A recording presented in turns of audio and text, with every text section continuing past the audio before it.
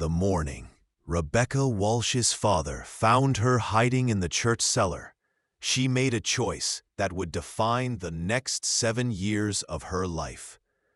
As his meaty hand closed around her wrist and he dragged her toward the waiting carriage where Edmund Thornwood sat with his calculating smile, she opened her mouth to scream, and nothing came out. Not a conscious decision, but something primal. Her voice simply vanished, locked behind a wall of terror, so thick that even she couldn't breach it. Or so everyone believed. The arranged marriage dissolved within months. Edmund Thornwood had no use for a wife who couldn't speak, couldn't host his dinner parties, couldn't bear his children while whispering sweet assurances. Her father, disgusted by what he called her hysterical affliction, sent her west to Silver Creek, Montana, to live with her spinster aunt. Good riddance to damaged goods. Before we continue with Rebecca's story, I'd love to ask you to take a moment to subscribe to the From Wild West channel and leave a like on this video. Your support truly matters and motivates us to bring you more quality stories like this one. Also, I'm curious, where are you listening from today? Please let us know in the comments. 7 years passed in blessed silence. Rebecca learned that a mute woman could disappear into the fabric of a frontier town, useful but invisible. She cleaned the boarding house, mended clothes, baked bread that people praised with their eyes. Since she couldn't hear their words, she became a ghost in plain sight, which was exactly what she needed to be. Until Sheriff Cole Matheson rode into Silver Creek on a black stallion that kicked up dust devils in the October wind. Rebecca first saw him from the boarding house window, and something in her chest clenched with recognition she couldn't name. He was tall, powerfully built with shoulders that strained against his leather vest. Dark hair touched with premature silver at the temples, maybe 32, 33. His face was all hard planes and angles, the kind of handsome that came from surviving things that should have killed a man.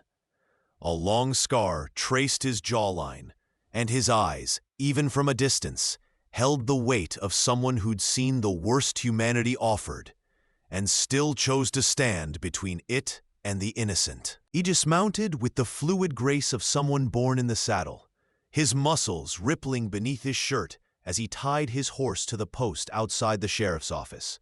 The old sheriff, Harlan Creek, had died 3 weeks prior, and the town council had sent for a replacement from Denver. This was him. This was the man who would enforce the law, who would see everything, who would look too closely at things that should remain hidden. Rebecca pulled back from the window, her heart hammering. She pressed her palm against the cool glass, watching him disappear into the office. 7 years. She'd been safe for 7 years. That fragile safety shattered 3 days later. Rebecca was alone in the boarding house kitchen, humming softly to herself as she kneaded dough for the evening's bread. It was early afternoon, that quiet hour when most folks were about their business, and she could drop the silent mask for precious, stolen moments. Her voice, unused for conversation but exercised in private whispers and songs, rose soft and clear in the empty room. Red is the rose that in yonder garden grows. Fair is the lily of the valley. You have a beautiful voice. The words came from the doorway, spoken in a deep rumble that made her freeze mid-need. Rebecca's head snapped up, flour-dusted hands still buried in the dough, and her eyes met Cole Matheson's across the kitchen. He stood in the doorway, hat in hand, his expression unreadable, but his eyes sharp as broken glass. For 7 years, she'd lived in silence. For 7 years, she'd been safe. And in one careless moment, she'd destroyed it all. Rebecca's mouth opened, then closed. Her hands began to tremble in the dough. She slowly withdrew them, reaching for the dish rag with movements that felt disconnected from her body. Her mind raced through possibilities. Denial was useless. He'd heard her clear as day. Flight was impossible.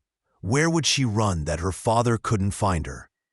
She remained silent, meeting his gaze with what she hoped looked like confusion rather than the pure terror coursing through her veins. Cole stepped into the kitchen, closing the door behind him with deliberate care. The sound of the latch clicking made Rebecca flinch. He moved toward her slowly, the way someone approaches a wild horse, and set his hat on the kitchen table. "Easy," he said, his voice gentler now. "I'm not here to hurt you, Miss Walsh, though I am mighty curious why a woman who can sing like an angel lets the whole town think she's mute as a stone." Rebecca's hands stilled on the dish rag. Her throat worked, but no sound emerged. 7 years of practice made the deception almost instinctive now. Cole pulled out a chair and sat, those intense eyes never leaving her face. "I've been sheriff here 3 days, ma'am, but I've been a lawman for 12 years. I know when someone's hiding, and I know when someone's running. Question is, what are you running from?" Still, she said nothing, but her hands gripped the edge of the table hard enough to make her knuckles white. He studied her for a long moment, then reached into his vest pocket and withdrew a folded piece of paper. The telegram. Rebecca's blood turned to ice water as he smoothed it open on the table. "Got this yesterday from a U.S. Marshal in Boston. Edmund Thornwood is dead, shot by a business partner over a disputed claim. The Marshal was settling the estate and found correspondence about a missing bride. Rebecca Walsh, shipped west 7 years ago to Montana Territory after developing a mysterious case of muteness following a broken engagement." Cole's fingers drummed once on the telegram, then stopped. "Now, I don't know the full story, Miss Walsh, but I've seen enough arranged marriages go bad to have a pretty good idea. And I've known enough desperate people to recognize when silence is the only weapon they have left." He stood, and Rebecca instinctively took a step back. But Cole didn't move toward her. Instead, he walked to the stove and poured himself a cup of coffee from the pot that was always warming there. He took a sip, grimaced at the strength of it, then turned back to her. "Here's what I think happened. I think you were trapped in something that would have destroyed you. I think you found a way out that required you to cut away a piece of yourself. And I think you've been living half a life ever since because you're too scared to reclaim what you sacrificed." Rebecca's chest tightened. Tears burned behind her eyes, but she blinked them back furiously. Cole set the coffee down and crossed his arms, leaning against the counter. The muscles of his forearms flexed beneath his rolled shirt sleeves. "The man who would have forced you into that marriage is dead. Whatever hold he had on you died with him. So I'm going to ask you one more time, and I want an honest answer." He took a step closer, and Rebecca found she couldn't move, couldn't look away from the intensity in his storm-gray eyes. "Why are you still silent?" The question hung in the air between them, heavy with implications Rebecca wasn't ready to face. Her lips parted, and for a moment, one crystalline moment, she almost spoke, almost let the truth tumble out after 7 years of imprisonment behind her own teeth. But fear was a powerful warden. She pressed her lips together and shook her head, raising her hands in the universal gesture of helplessness. "I cannot speak. I do not understand." Cole's jaw tightened. Disappointment flickered across his features, but beneath it, something else. Determination.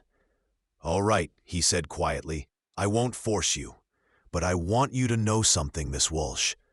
He moved closer now, slowly, until he stood just an arm's length away, close enough that she could smell leather and gunpowder and something warm and masculine that made her pulse quicken.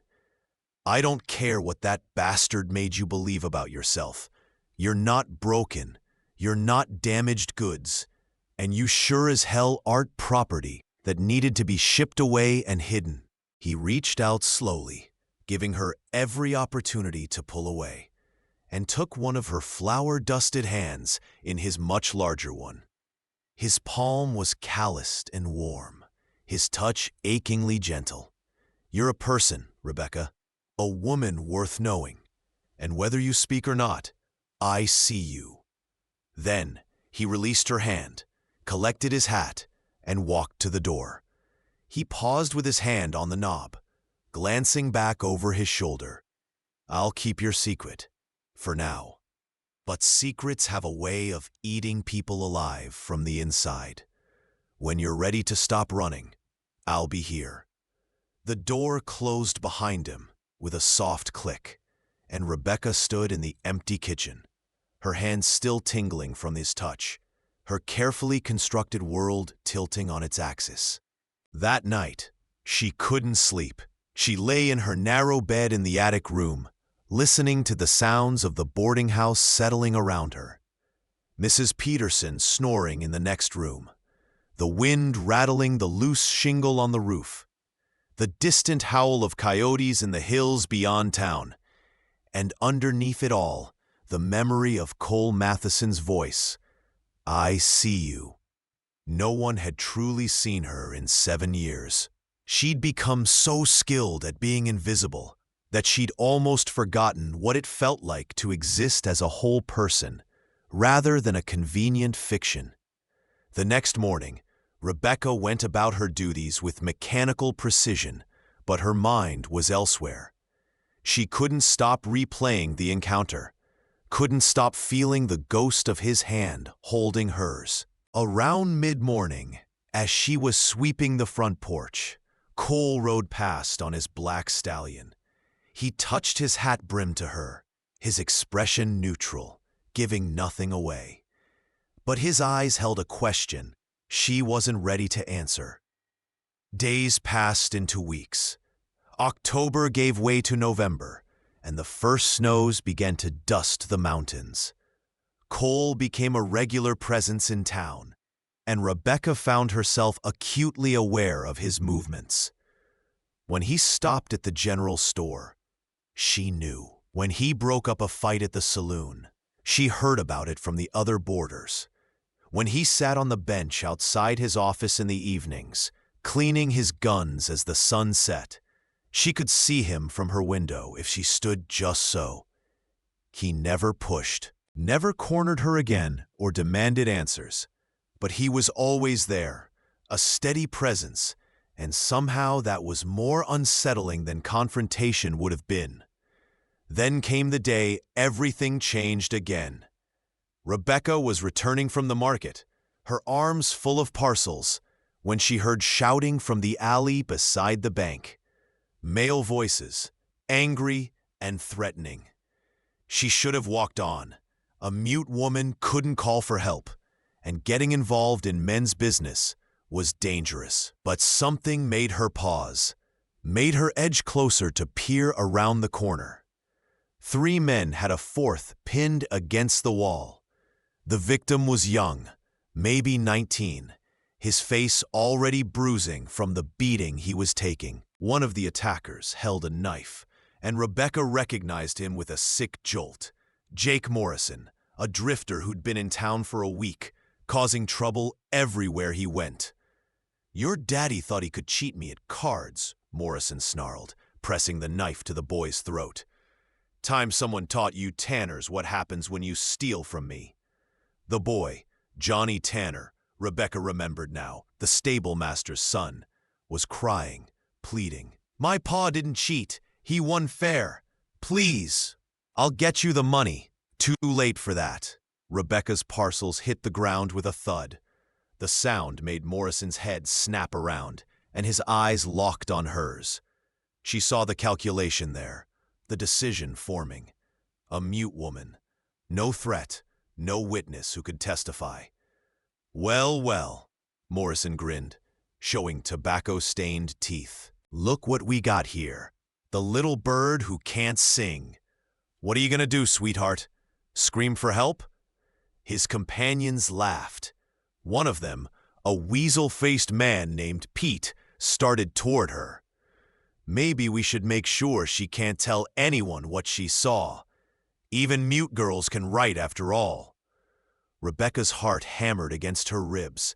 She took a step back, then another. Her mind raced through options. She couldn't call for help. She couldn't fight 3 grown men. But Johnny Tanner was going to die if she didn't do something. And 7 years of hiding suddenly felt like cowardice rather than survival. She opened her mouth, and for the second time in her life, her voice failed her. But this time, not from fear, from choice. Because there was one thing a woman who supposedly couldn't speak could do that might save them both. She ran. Not away from danger, but toward it. Straight past the startled Pete, straight toward the main street, where people were going about their business. Her skirts flew behind her as she ran, and she did the only thing she could think of. She grabbed the fire bell rope outside the general store and pulled with all her strength. A clanging split the afternoon like thunder. Heads turned. Men poured out of buildings. And from the sheriff's office, Cole Matheson emerged at a dead run, his hand already on his gun. Rebecca pointed frantically toward the alley, her mouth moving in silent urgency. Cole's eyes met hers for a single heartbeat, understanding flashing between them. And then he was moving, his long legs eating up the distance. She heard the scuffle from where she stood, heard Cole's voice cutting through the chaos. "Drop the knife, Morrison. Drop it now, or I drop you." More sounds. A gunshot that made Rebecca's stomach clench. Then silence, followed by Cole's voice again, steady and authoritative. "Someone get Doc Miller. The rest of you, back to your business." Show's over. Rebecca's knees nearly gave out. She gripped the bell rope for support, her whole body shaking with the aftermath of adrenaline. She'd drawn attention to herself. She'd involved herself in violence. She'd done exactly what 7 years of hiding had taught her never to do. But Johnny Tanner was alive. Strong hands gripped her shoulders, steadying her. Rebecca's head snapped up, and she found herself looking into Cole's face. His expression was intense, searching, and there was blood on his knuckles. "You all right?" he asked quietly. She nodded, still trembling. That was brave. Damn foolish, but brave. His hands squeezed her shoulders gently, then released. "Come on, let's get you somewhere quiet before you fall over." He guided her toward his office, one hand at the small of her back, protective and proprietary in a way that should have frightened her, but didn't. The small building was neat and spare. A desk, a gun rack, a pot-bellied stove throwing heat, and 3 cells in the back where she could hear Morrison cursing. Cole settled her into the chair beside the stove and poured her coffee, pressing the warm cup into her hands. "Drink. You're pale as a ghost." Rebecca obeyed, grateful for something to focus on besides the trembling in her limbs. Cole crouched in front of her, his eyes level with hers, and gently took one of her hands in both of his. "Johnny Tanner's going to live because of you," he said, his voice low and serious. "That bell saved his life. You saved his life." She met his gaze, and something passed between them, something electric and terrifying and wonderful all at once. "Rebecca," he said softly, and it was the first time he'd spoken her given name without the formal Miss Walsh. "I know you're scared. I know whatever happened to you cut deep. But you can't keep living as half a person. Today proved that. When it mattered, when someone's life was on the line, you acted. You were brave and quick-thinking and strong. His thumb brushed across her knuckles, a touch so gentle it made her throat ache. You pretended to be mute for 7 years to escape an arranged marriage, until the sheriff found out. Well, I found out, Rebecca. And I'm telling you right now, you don't have to pretend anymore. Not with me. Not ever again. Rebecca's breath caught. Tears spilled over, tracking down her cheeks, and she couldn't stop them. 7 years. 7 years of silence, of hiding, of being less than whole. She opened her mouth. Her throat worked. And for the first time in 7 years, she spoke to another human being. I'm scared. Her voice came out rusty, barely above a whisper, but it was there, real, hers. Cole's eyes widened, then softened with something that looked like triumph and tenderness combined. I know you are, but I've got you. You don't understand, she continued, the words coming faster now, tumbling out like water through a broken dam. If my father finds out I can speak, he'll come for me. He'll drag me back to Boston. There are debts, obligations. He'll sell me to the highest bidder to save his precious reputation. Not while I'm alive, he won't. The words came out flat and absolute, a promise and a threat rolled into one. Rebecca, I'm the law here. Your father has no authority in Montana territory, and any man who tries to take you against your will answer to me. She shook her head, pulling her hand from his. You don't know him. He's powerful, connected. I don't care if he's President Grant himself. Cole stood, his full height suddenly intimidating in the small office. You're not a piece of property to be traded and sold. You're a free woman, and you have rights. I'll make damn sure those rights are protected. Rebecca stared up at him. This man she barely knew, this stranger who'd somehow seen through her deception and still chose to stand beside her rather than expose her. Why do you care? The question seemed to catch him off guard. His jaw worked, and he looked away for a moment, something painful flickering across his features. When he spoke again, his voice was rougher. I had a sister once, Catherine. She was promised to a banker's son back in St. Louis, a man who seemed respectable on the surface. But he had a temper and fists he wasn't afraid to use. She tried to tell our father, but he said she was exaggerating, that all marriages required adjustment. Cole's hands curled into fists at his sides. I found her 3 months after the wedding. She'd hung herself in the barn. Rebecca's hand flew to her mouth, horror and sympathy flooding through her. I was 17, Cole continued, his voice distant. I've spent the last 15 years trying to make up for the fact that I didn't protect her, that I didn't see the danger until it was too late. His eyes found Rebecca's again, burning with intensity. So when I see a woman who's scared and running and doing whatever it takes to survive, I pay attention. And I sure as hell don't look the other way. The silence stretched between them, heavy with shared pain and understanding. Finally, Rebecca stood on shaky legs and crossed the small distance between them. She placed her hand on his chest, over his heart, and felt it thundering beneath her palm. I'm sorry about your sister, she said softly, but you can't save everyone, Cole. Maybe not. His hand covered hers, holding it against his chest, but I can damn well try to save you. The word hung in the air between them. Save. But Rebecca was beginning to realize she didn't need saving. She needed something else entirely. I don't want to be saved, she said, her voice stronger now. I want to live, really live, not just survive. I want to speak and laugh and sing without fear. I want to be Rebecca Walsh, not a ghost pretending to be a woman. Suddenly, Cole's eyes. Then do it. Be her. Right here, right now. It's not that simple. It is exactly that simple. He caught her face between his hands, forcing her to look at him.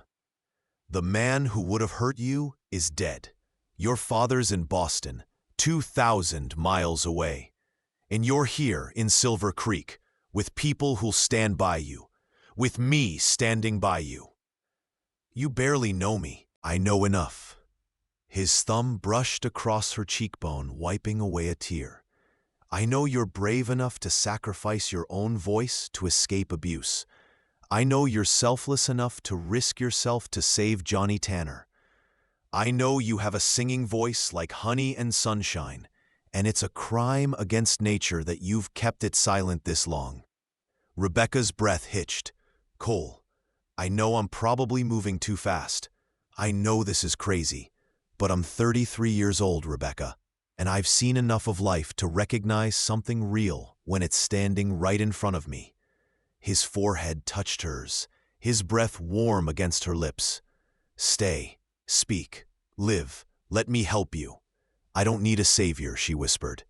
Good, I'm not offering to be one. He pulled back just enough to meet her eyes. I'm offering to be a partner, someone who stands beside you, not in front of you. Someone who sees you for exactly who you are and thinks that woman is worth knowing. Rebecca's heart hammered against her ribs. 7 years of fear warred with something new and terrifying and wonderful. Hope. I don't know how, she admitted. We'll figure it out together. That word again. Together. Before she could think better of it, Rebecca rose on her toes and pressed her lips to his. The kiss was brief, chaste, but it sent electricity racing through her veins. When she pulled back, Cole's eyes had darkened to the color of storm clouds. That wasn't fair, he said, his voice rough. Why not? Because now I want to do it again. And you're vulnerable, and I'm not the kind of man who takes advantage. Despite everything, Rebecca laughed. Actually laughed, the sound rusty but real. What if I want you to take advantage? Rebecca, her name was a warning and a prayer. I've been silent for 7 years, Cole. Dead inside for 7 years. You make me want to be alive again. She traced the scar along his jaw with one finger. That terrifies me. But hiding terrifies me more now. He caught her hand, pressing a kiss to her palm. Then don't hide. Not from me. Not from anyone. The door burst open, making them both jump apart. Doc Miller stood in the doorway, his medical bag in hand, looking harried. Cole, I need you. Morrison's claiming he's injured. Wants me to examine him before you transport him to the territorial prison. And Johnny Tanner's asking for the woman who saved him. Says he wants to thank her. Cole's eyes met Rebecca's, a question in them. She took a deep breath, squared her shoulders, and found her voice. I'll come. Doc Miller's eyes went wide as saucers. Miss Walsh, you can speak? Yes, Rebecca said, her voice gaining strength with each word. I can speak, and I have been able to for some time. It's a long story, Doc, and one I'll be happy to tell you. But right now, let's go see to Johnny. As they walked together through the town, Cole on one side, Doc Miller on the other, Rebecca with her head held high. She felt the weight of 7 years beginning to lift from her shoulders. People stared. Whispers followed in their wake. By nightfall, the whole town would know that the mute woman could speak.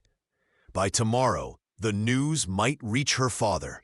But with Cole's steady presence beside her and her own voice finally freed, Rebecca found she wasn't afraid anymore.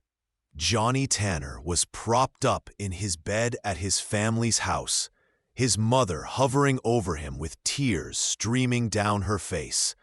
When Rebecca entered, he tried to sit up straighter, wincing at his injuries. "Miss Walsh," he said, his voice thick with emotion, "they said you rang the bell. You saved my life." Rebecca moved to his bedside, very aware of Cole standing in the doorway, watching her with those intense eyes. "You would have done the same for me, Johnny. But everyone said you couldn't speak, that you were mute," Rebecca finished for him. "I let people believe that because I had my reasons. But those reasons don't matter as much as I thought they did." She glanced at Cole, who gave her an encouraging nod. "Thank you for giving me the chance to remember that." Johnny's mother crossed to Rebecca and took her hands. "Whatever your reasons were, dear, we're grateful. You're a hero." Rebecca shook her head. "I'm just a woman who did what needed doing. The real hero is Sheriff Matheson. He's the one who stopped them." "We make a good team," Cole said from the doorway, his voice warm. As they left the Tanner house, the sun was setting, painting the sky in shades of gold and crimson. Cole walked Rebecca back to the boarding house, their steps slow, neither wanting the evening to end. "What happens now?" Rebecca asked, as they stood outside the boarding house, the lamplight from the windows casting warm squares on the dusty street. "Now you live," Cole said simply. "You speak when you want to speak. You sing when you want to sing. You be exactly who you are, and anyone who has a problem with that answers to me." "What about when my father finds out?" Cole's jaw tightened. "If he comes, we'll deal with it. Together. But Rebecca, you're of age. He can't force you to return to Boston. And if he tries..." The threat hung unspoken, but clear in his eyes. Rebecca nodded, then impulsively stood on her toes and kissed his cheek. "Thank you, Cole, for seeing me, for believing I was worth the trouble." He caught her hand as she pulled away, his thumb tracing circles on her wrist. "You're not trouble, Rebecca. You're the most interesting thing that's happened to me in years." She smiled, a real smile, and slipped inside. But before the door closed, she paused and looked back. "Cole, would you like to come to dinner tomorrow? I make an excellent pot roast, and I'd like to talk, really talk." His answering smile was like the sun breaking through clouds. "I'd like that very much." That night, for the first time in 7 years, Rebecca sang as she prepared for bed. Quietly, just for herself, but freely. And the sound of her own voice no longer frightened her. The next weeks passed in a blur of cautious firsts. Rebecca spoke to the boarding house residents, weathering their shock with Cole's steady presence as an anchor. She sang in church, her voice soaring above the congregation, bringing tears to more than a few eyes.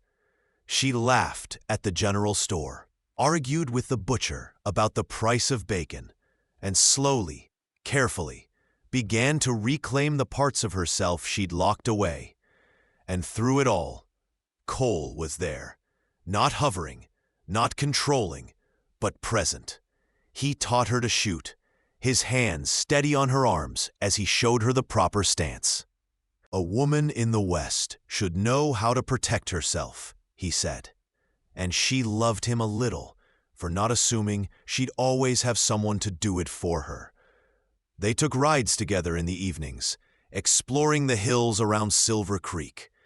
He showed her where wild roses grew in the spring, where the best fishing spots were, how to read tracks in the dust. She told him stories about her childhood, before the darkness came, about her mother who died when she was 12, about the dreams she'd had before her father crushed them. "I wanted to be a teacher," she admitted one evening as they sat by a creek, watching the water run gold in the sunset.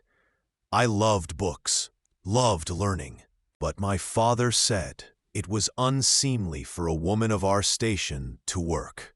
You could teach here, Cole said. Silver Creek doesn't have a proper school. Kids learn from whoever will teach them, usually the preacher's wife.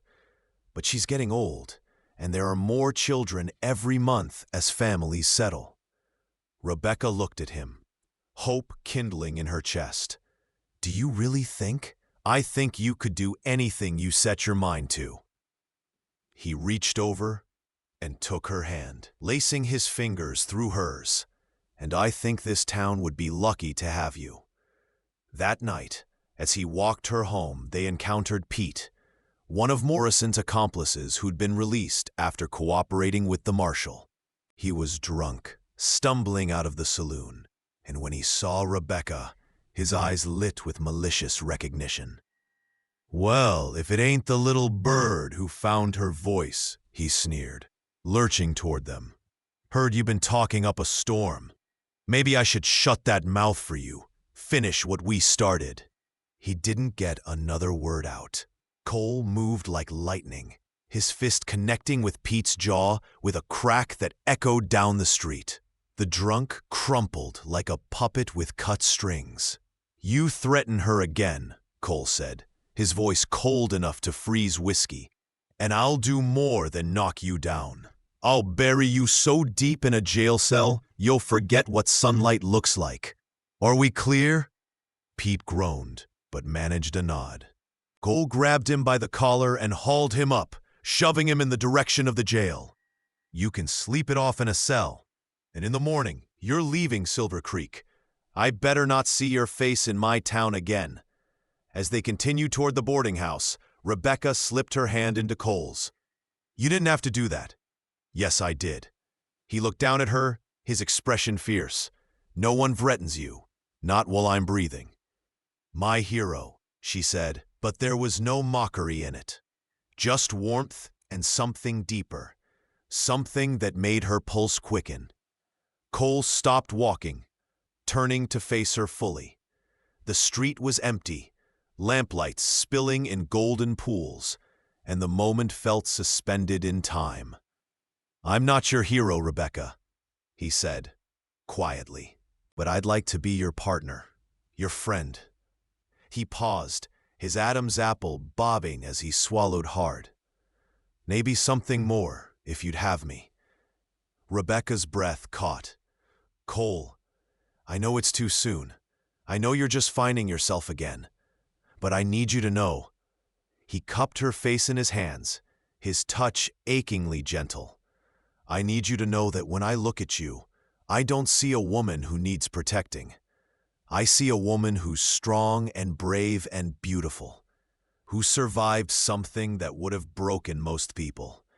I see someone I want to stand beside, not in front of. Someone I want to build a life with, if you'll let me. Tears blurred her vision. I'm still scared. I know, so am I. His thumb brushed away a tear. But I'd rather be scared with you than safe without you. Rebecca rose on her toes and kissed him, properly this time. Not a brief press of lips, but a real kiss, deep and searching and full of promise. Cole's arms came around her, pulling her close, and for a long moment the world narrowed to just the two of them and the wild beating of their hearts. When they finally broke apart, both breathing hard, Cole rested his forehead against hers. Stay with me, he whispered. Not tonight, not like that, but stay in Silver Creek. Build a life here. Teach those kids. Sing in church. Be free. I'll stay, she promised. For me. Not because I'm running or hiding, but because this is where I want to be. She pulled back to look into his eyes. With you, the smile that spread across his face was like sunrise. Together. Together, she echoed. 2 months later, in the dead of winter when snow blanketed Silver Creek in pristine white, Rebecca stood in the general store, helping Mrs. Patterson choose fabric for new curtains. When the bell above the door chimed, she looked up with a smile that froze on her face. Her father, stood in the doorway. Amos Walsh looked older than she remembered, his hair gone completely silver, his shoulders slightly stooped, but his eyes held the same cold fury they always had, and when he saw her, his expression twisted with rage. Rebecca. The single word carried 7 years of anger and ownership. Around them, the store fell silent. Mrs. Patterson's hand found Rebecca's arm, squeezing in support. "Father." Rebecca's voice was steady, though her heart hammered. She'd known this day would come, had prepared for it with Cole's help. But facing it was still terrifying. "You will come home with me immediately," Amos said, his voice carrying the tone of absolute authority he'd always used. "This charade has gone on long enough. You will speak to no one. You will pack your things and—" No, the word fell like a stone into still water. Amos's eyes widened, then narrowed to slits. "What did you say?" "I said no." Rebecca stepped forward, away from Mrs. Patterson's protective hand, and squared her shoulders. "I'm not going back to Boston. I'm not going back to you. I'm staying here. You're my daughter. I'm 25 years old." Her voice rang clear and strong. "I'm of legal age, and I'm under no obligation to obey you. This is my home now." Amos's face purpled. "You ungrateful, disobedient—" He lunged forward, his hand raised. He didn't make it 3 steps before Cole was there, appearing as if from nowhere, his hand clamping around Amos's wrist like an iron vice. "I wouldn't," Cole said, his voice mild but his eyes deadly. "You don't strike a woman in my town. You don't strike anyone in my town without facing consequences. And you especially don't strike her." Amos tried to wrench his hand free and failed. "Who the hell are you?" "Sheriff Cole Matheson. And you are?" "I'm her father. I have every right."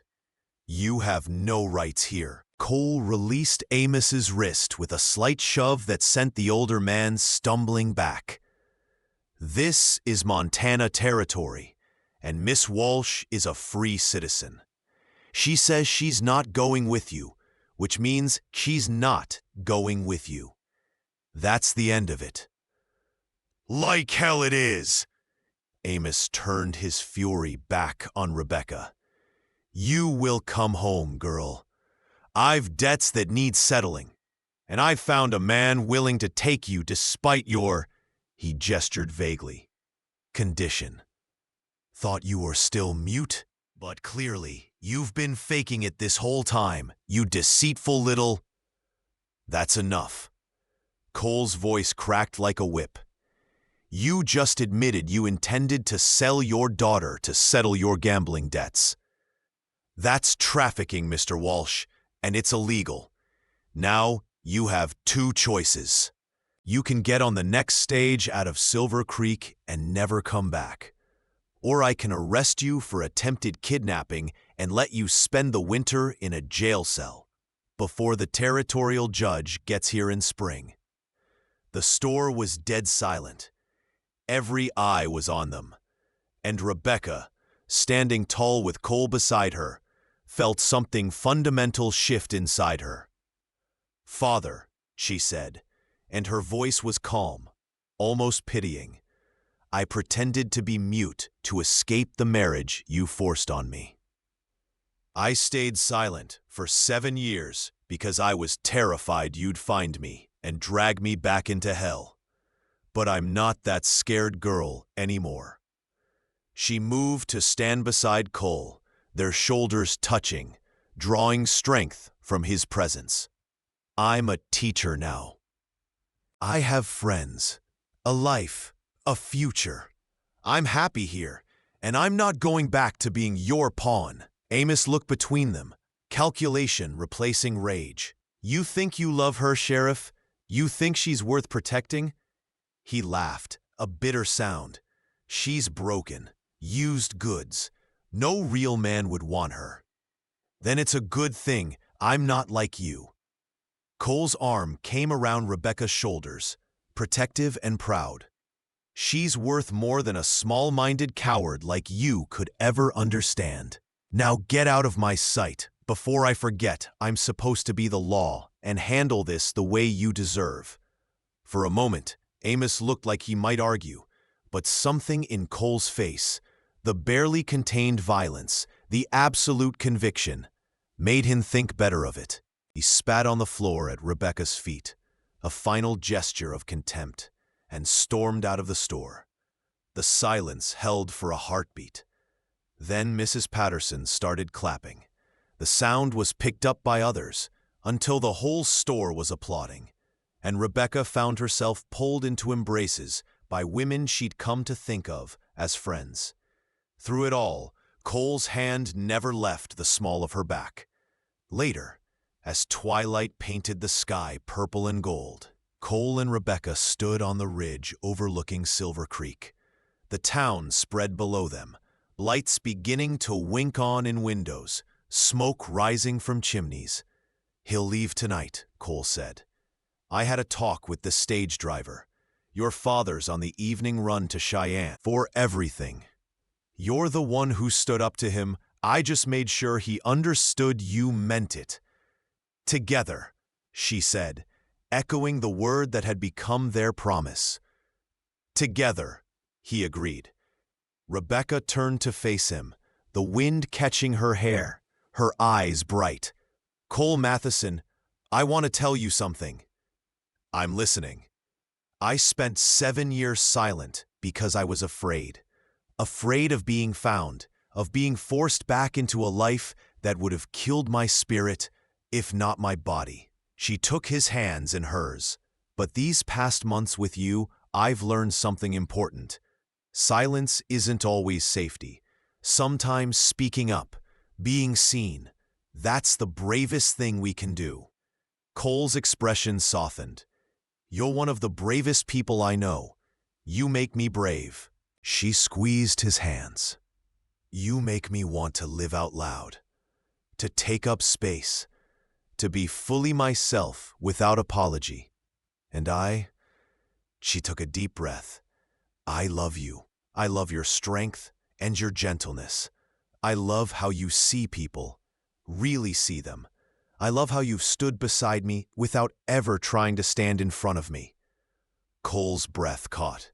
"Rebecca, you don't have to say it back. I just needed you to know."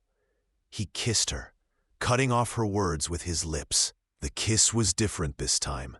Not tentative or exploring, but claiming, promising. When he pulled back, his eyes blazed. "I love you too," he said, his voice rough with emotion. "I've loved you since that first day in the kitchen when I heard you sing. I loved your courage, your resilience, the way you fought to reclaim yourself. And I want to spend the rest of my life loving you, if you'll have me." He released one of her hands and reached into his vest pocket, withdrawing a simple gold band. "This was my mother's. It's not fancy, but it's real, and it's yours if you want it." He dropped to one knee on the ridge, the wind whipping around them. Silver Creek spread out below like a promise. "Rebecca Walsh, will you marry me? Will you be my wife, my partner, my best friend? Will you build a life here with me, teaching kids and singing loud and being exactly who you are?" Tears streamed down Rebecca's face, but she was smiling, really, truly smiling. "Yes, yes, yes, 1,000 times yes." Cole slipped the ring onto her finger, then stood and swept her into his arms, spinning her around as she laughed. That sound she'd kept locked away for so long, now free and wild and joyful. They were married 2 weeks later in Silver Creek's small church. The whole town turned out, cramming into the pews, spilling out into the snowy street. Rebecca wore a simple dress of ivory silk that Mrs. Patterson had helped her make, wildflowers in her hair. Despite the winter cold, Cole wore his best suit, looking uncomfortable in anything other than his usual work clothes. but his eyes never left her face. When the preacher asked if anyone objected, the silence was absolute and affirming. "I do," Rebecca said when asked, her voice ringing clear.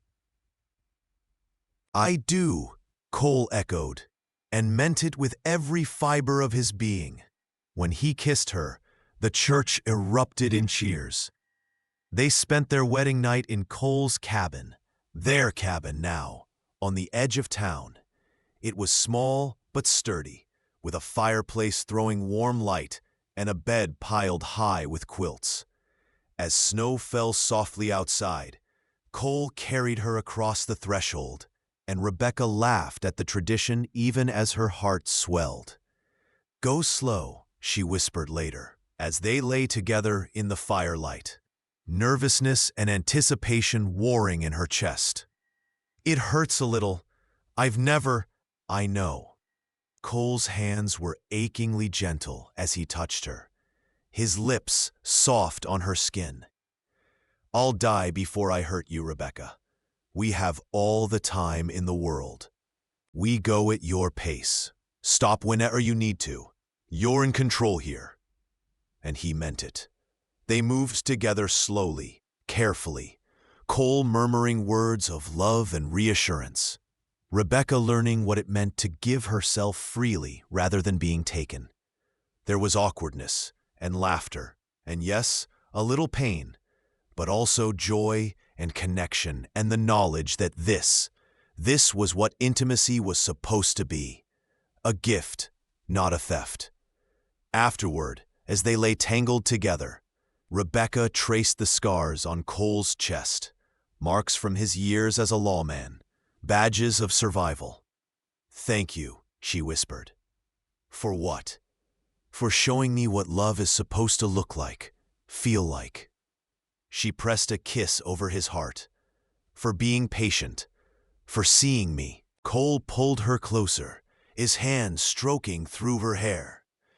"You're easy to see when you shine this bright." They built a life together, brick by brick, day by day. Rebecca opened her school in the spring, teaching 24 children in the old meeting hall. Cole continued his work as sheriff, but came home every night to Rebecca's laughter and the smell of dinner cooking and the knowledge that he'd found something he thought he'd lost when Catherine died. A reason to hope. On quiet evenings, they sat on their porch and watched the sunset over the mountains. Sometimes Rebecca sang, her voice carrying across the valley. Sometimes they simply held hands in comfortable silence. But it was never the silence of hiding anymore. It was the silence of peace. 5 years later, Rebecca stood in the schoolhouse, her hand resting on her rounded belly, watching her students practice their letters. She was 7 months pregnant with their second child.